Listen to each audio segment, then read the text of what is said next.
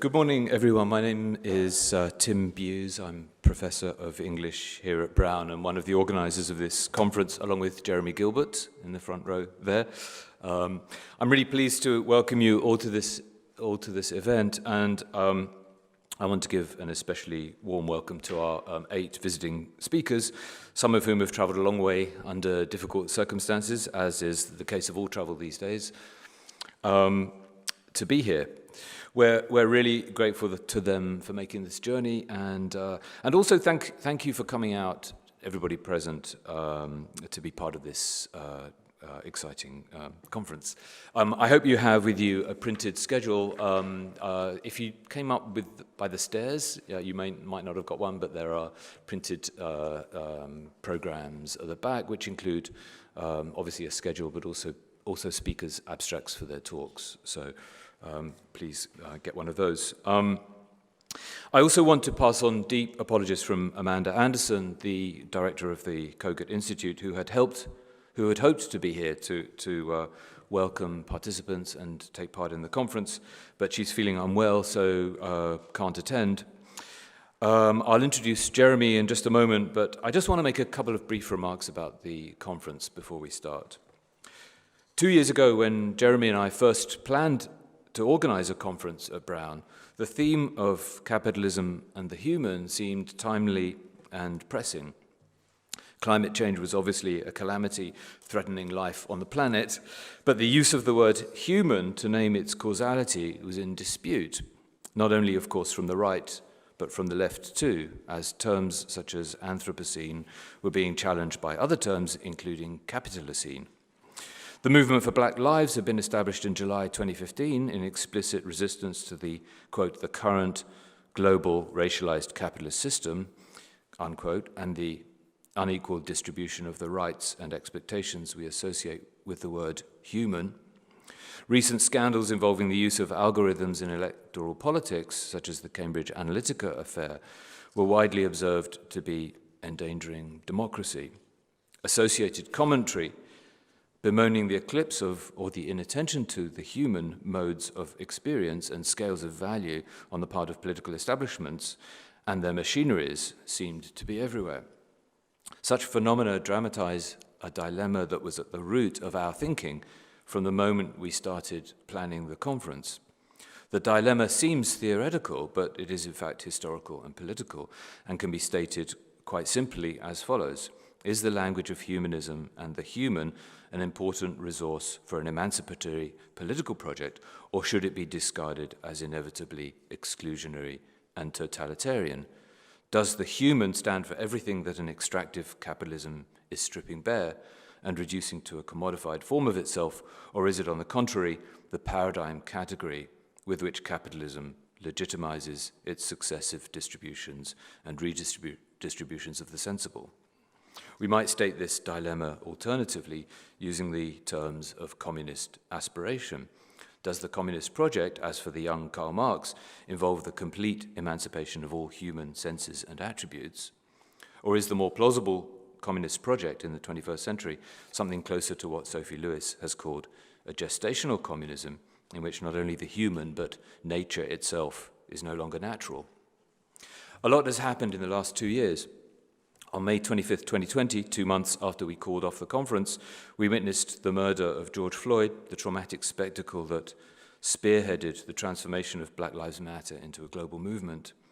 We've seen the COVID-19 pandemic bring into crystalline focus the operation of capitalist logics in the pharmaceutical and medical industries, involving grotesque calculations as to who will and will not receive treatment, testing, vaccines, etc.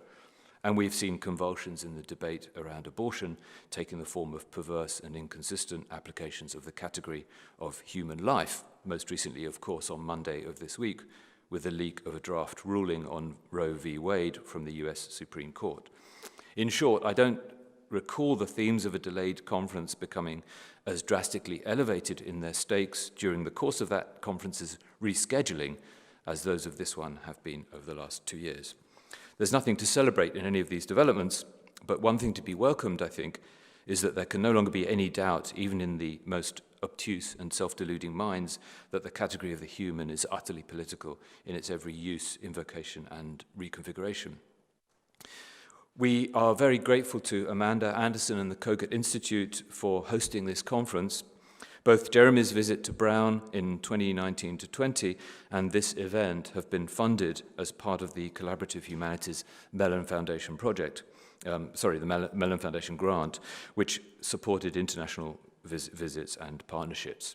I would also like to give special thanks to the staff of the Cogut Institute who are standing around here for their amazing work on this conference, to Lisa Noble, Trauda Kastner, Damien Maillet, and also to Gregory Kimbrell for his wonderful poster and publicity. Thanks also to our moderators, Mara Nagelhout, Connie Scozzaro, Roland Murray, and Nicholas Pisanello. And thanks also to our speakers for staying with the project of this conference over the periods of lockdown and through all the illness, stress, and loss that so many of us have endured.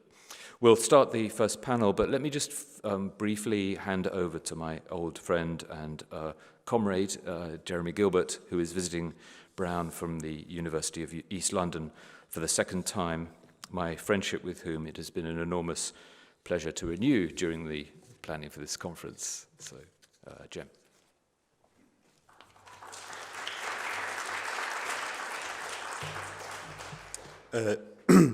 Thanks, Tim. I don't have much to add. I didn't know he was going to go on for that long. I think I would just say thank you because to the Institute for inviting me to be visiting professor in 2020. Like the planning of this conference was part of that program of me coming to teach a class on the idea of the concept of solidarity, which is what I'm going to talk about tomorrow. Unless I think of something more interesting in the meantime. And everybody here was really wonderful. I mean, the aforementioned administrators like Amanda, Tim, everybody, and also all the students who were here then, I guess many of whom will have graduated by now, were very welcoming. It was a very rewarding experience, and it was very sad when it got interrupted by lockdown, meaning that everybody had to go home. So I'm glad we've been able to reconvene the conference. I think Tim's elaborated quite clearly where the idea for the thematic came from. It partly came out of the fact that there was we were increasingly aware that there are a certain there was a growing interest in debates around the human. I would say in most of the context I was aware of and was interested in intervening in, I would say the assumption that the human was a flawed and irrecoverable category was more or less taken for granted, or had become taken for granted for quite some time, actually. And it was it was my sense that there was a sort of resurgent sense of discomfort with that assumption in various circles that needed to be addressed and interrogated. One reason we wanted to do the conference is because we really felt like we didn't have a line on it. Like it's one of relatively few issues that we could think of, or we thought we just didn't really ourselves have a clear and decided position on whether the category of the human was dispensable or not, as in particular as some kind of a normative category for various types of political claim that you might want to make in the face of the climate crisis. But it was also because, I should say another reason for choosing the theme was that the Cogut is a centre for the humanities. I was being invited to be a visiting professor in the humanities, and as we all know, the humanities are in a deep state of crisis, like across the English-speaking world and also across much of Western Europe as well. I don't know about other places. I presume they might be doing great, like somewhere. And I think there are a whole set of questions around what it means to practice the humanities and to practice the humanities in the 21st century in the face of some of the interlocking crises that Tim was alluding to. And I think that one of the things which we ought to be thinking about, not necessarily today or here, it's always tempting to, at a small academic conference, to insist that we resolve the dilemmas of advanced modernity, like right here, but we're not going to, and even if we do, no one's really listening. Nonetheless, it's always worth thinking about the broader context and the broader objectives of the kind of intellectual project that we're all engaged in. And I think there is a very strong claim to be made politically and institutionally, and one that could have a reasonable amount of purchase if we're bold enough to make it in the years to come, about the potential role of the humanities, and in particular the critical and interdisciplinary humanities, in the era of climate crisis. And that is, firstly, there are many sort of political, descriptive, analytic, and normative claims that many of us here would want to make, that the more powerful people running institutions, from Brown University to the World Bank to the United Nations, etc., would not agree with us on, would want to contest.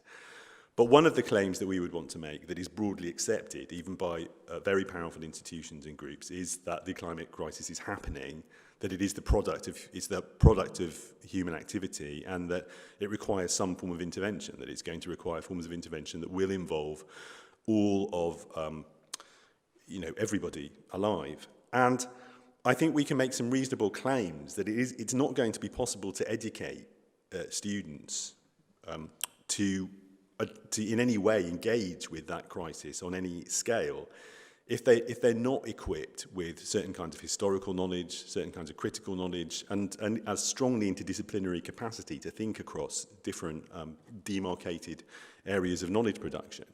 Because this is a crisis which has cultural dimensions, it has social dimensions, it has material dimensions, and all of these things can't really be separated from each other. I think there remains a very important role for the critical humanities in educating citizens who might have some chance of surviving the 21st century. And I would like to think that the kind of thinking we're doing here is, to some extent, always oriented, at least a little bit, however pretentious that may be, towards making such outcomes possible. I think I'll leave it there. Thanks.